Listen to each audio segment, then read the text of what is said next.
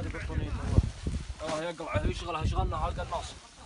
وهذا محل القناص الثاني ونحاس بالنا. وهذه الغامهم والحمد لله الامور طيبه الحمد لله. الله ينصرنا ان شاء الله ويثبتنا. انتبه يا ابو ظافر للرقم اللي قدام. هذه اللي قبل شوي اللي نحاس قبل شوي.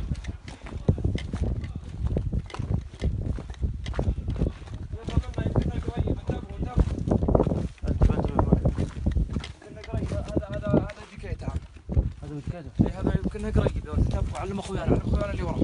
اخويانا ارجعوا ارجع خذ لك ساتر.